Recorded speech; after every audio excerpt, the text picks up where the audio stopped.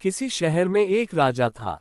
उसकी 3 संतानें थीं। वे क्रम से एक लड़का और 2 लड़कियां थीं। बड़ी बेटी की शादी हो चुकी थी। उसी शहर में एक बुढ़िया रहती थी। उसके भी 2 बेटियां थीं। वह बुढ़िया छोटे छोटे काम कर उस कमाई से लड़कियों का पालन कर रही थी। लड़कियां अब जवान हो गई थीं। एक दिन छोटी लड़की ने अपनी दीदी से कहा, दीदी, माँ को रोज दूसरों के यहाँ नौकरी कर हम लोगों को पालने में बहुत कष्ट झेलना पड़ता है। मैं उनकी मदद करना चाहती हूँ। मैं फूलों का पेड़ बन जाऊंगी। तुम वे फूल चुनकर बाजार में बेचकर पैसे कमा लेना। छोटी बहन की बात सुनकर बड़ी बहन को आश्चर्य हुआ। पूछा, अरे बता, तू कैसे फूल वाला पेड़ बनेगी? तब उसने बताया कि एक दिन वह सूखी लकड़ियां लाने जंगल गई थी तो वहां उसने एक बीमार फकीर की बहुत सेवा की थी। उसकी सेवा से प्रसन्न होकर वो फकीर उसे एक अनोखा मंत्र सिखाया, जिसकी सहायता से कोई भी मनुष्य कभी भी फूलों से लदे वृक्ष में परिवर्तित हो सकता है। खैर, बाकी बातें मैं तुम्हें बाद में कहूंगी। तुम सबसे पहले घर में झाड़ पोंछ कर साफ करो, फिर नहा लो। कुएं से 2 घड़े पानी भर कर लाओ, मगर ध्यान रखना अपने नाखूनों से भी उसका पानी नहीं छूना। छोटी बहन की बातों को बड़ी बहन ने बड़े ध्यान से सुना। झाड़ पोंछ कर उसने सारा घर साफ किया, नहाए, फिर छोटी बहन के निर्देश के अनुसार कुएं से 2 घड़ा पानी भरकर ले आए। उनके घर के आगे एक बड़ा पेड़ था, उसके नीचे की जगह बड़ी बेटी ने झाड़ लगाकर साफ कर दी। तब छोटी बहन ने कहा, दीदी, मैं अब इस पेड़ के नीचे बैठकर ध्यान करूंगी। तुम ऐसा करना कि इस घड़े का पानी मेरे शरीर पर उड़े लो। तब मैं पुष्पित वृक्ष में परिवर्तित हो जाऊंगी। तुम जितने चाहो उतने फूल तोड़ लेना, मगर याद रखना, पेड़ की कोई भी डाली तोड़ना नहीं, पत्ते नहीं तोड़ना। फूल चुन लेने के बाद मेरे ऊपर यानी पेड़ पर एक घड़ा भर पानी डाल देना। तब मैं फिर से लड़की बन जाऊंगी। छोटी बहन ने अब पेड़ के नीचे बैठकर ध्यान किया। दीदी ने उसके ऊपर पानी डाला। वह फूलों से भरा पेड़ बन गई। दीदी ने जरा भी चोट पहुंचाए बिना फूल तोड़े 2 टोकरियां फूलों से भर गईं। फिर उस पर उसने घड़ा भर पानी उड़ेला। पेड़ अब फिर से लड़की बन गया। पेड़ की जगह पर छोटी बहन खड़ी थी। उसने अपने बाल झाड़कर पानी की बूंदों को गिरा दिया। वे दोनों फूलों की टोकरियां उठाकर घर लौटीं। फूलों की खुशबू चारों तरफ फैल रही थी। दोनों ने मिलकर फूलों से मालाएं बनाईं। दीदी ने अपनी बहन से पूछा कि इन फूलों को अब किसके पास जाकर बेचें। छोटी बहन बहुत चतुर थी, उसने अपनी दीदी की इस चिंता को भी दूर कर दिया। उसने सलाह दी कि इन फूलों को ले जाकर राजमहल में बेचा जा सकता है। दोनों इस बात से सहमत थीं, तो वे फूलों की माला राजमहल के आगे ले जाकर आवाज देने लगीं, फूल फूल, ताज़ा फूल। इन लड़कियों की आवाज राजकुमारी के कमरे में गई, तो उसने अपनी माँ को बुलाकर कहा, माँ, कोई फूल बेच रही है।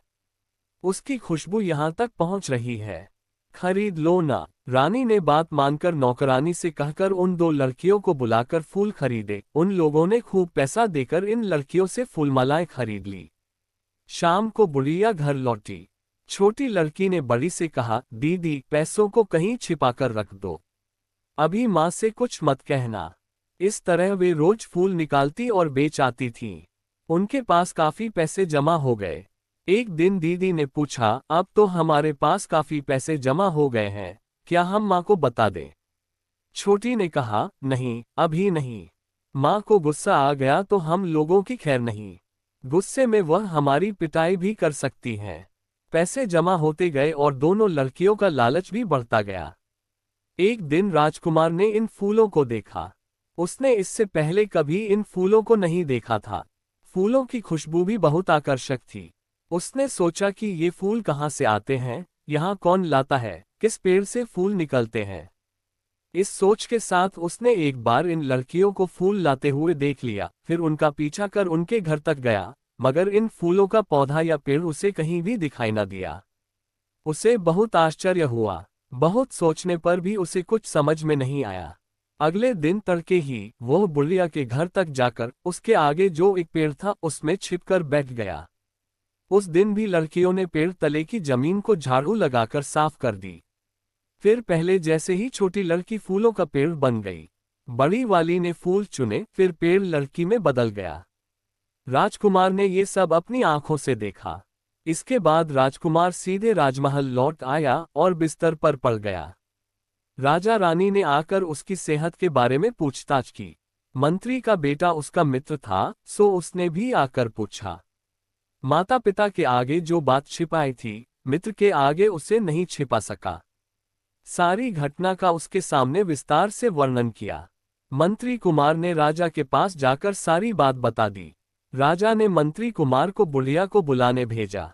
बुढ़िया को तो आगे पीछे कुछ भी मालूम नहीं था, वह डर गई।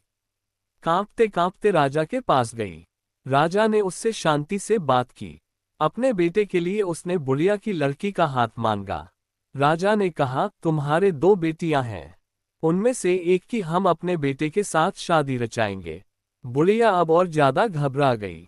उसने सोचा कि राजा को मेरी बेटियों के बारे में कैसे पता चला। बहुत मुश्किल से कांपती आवाज में उसने जवाब दिया, जी प्रभु, मैं गरीबन, अपनी बेटी को आपके घर देने में मैं कैसे इनकार कर सकती हूँ। राजा ने तुरंत ही एक चांदी की थाली में पान पत्ता और नारियल देकर सम्मान किया और शादी तय कर दी। फिर बुढ़िया घर लौटी तो घर लौटते ही उसने अपने हाथ में एक झाड़ू ली और उससे बेटियों को मारकर डांटा और पूछा, कमकल बता, तुम दोनों कहाँ गई थी?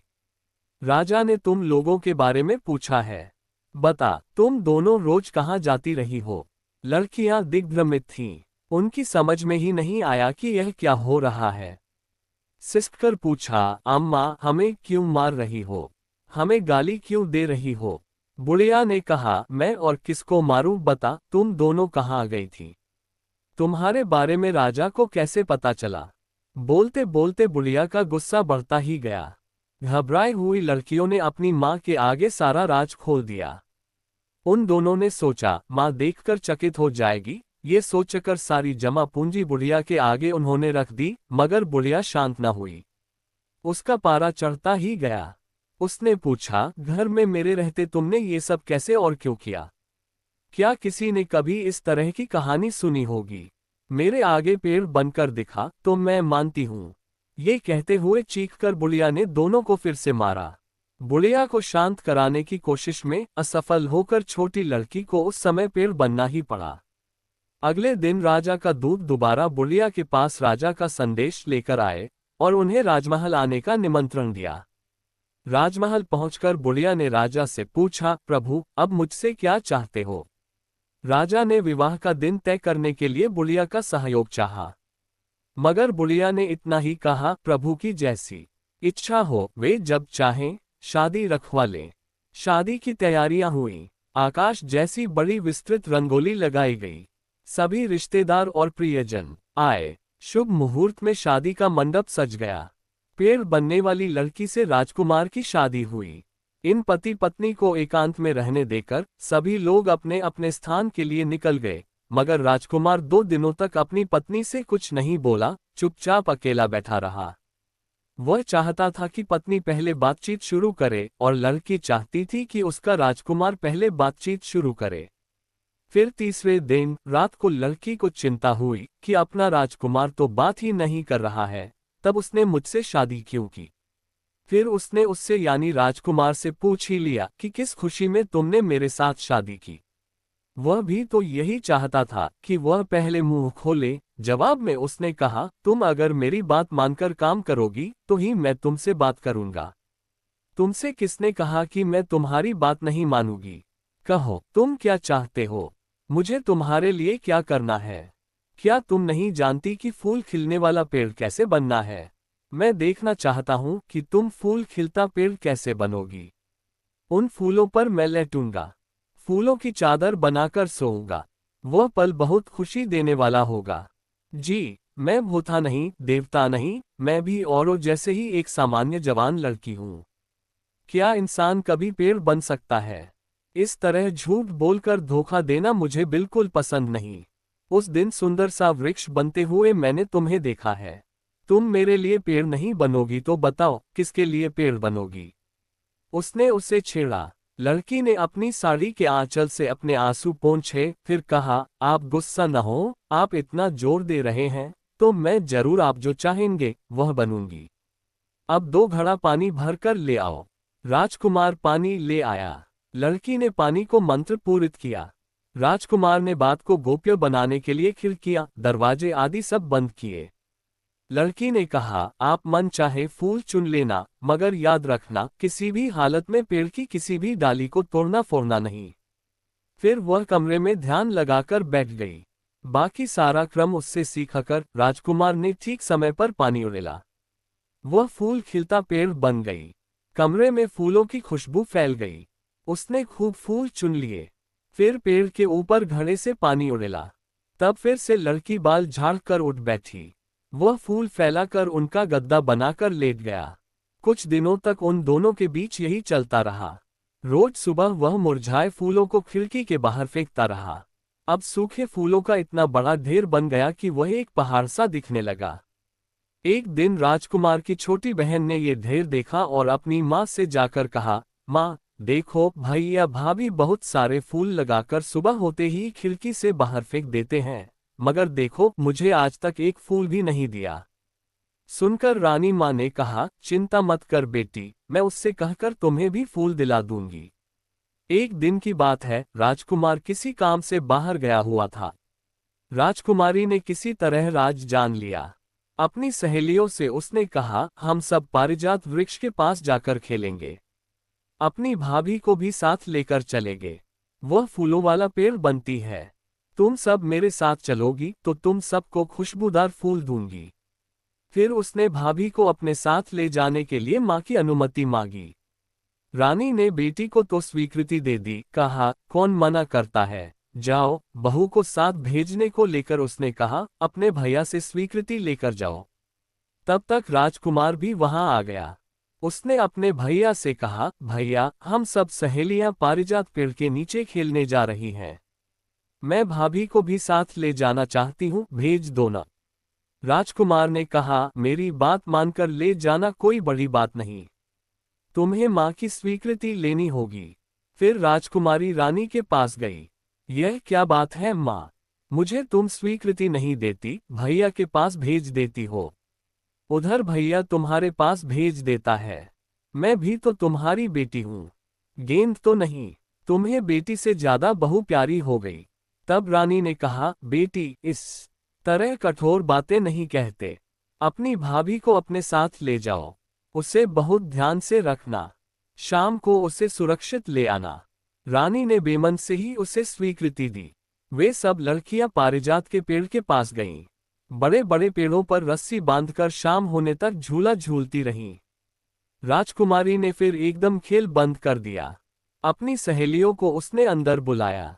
अपनी भाभी को बुलाकर उसने कहा, भाभी, सुना है कि तुम फूलों वाला पेड़ बनती हो। देखो ना, यहाँ मेरी सहेलियों में से किसी के बालों में फूल नहीं है।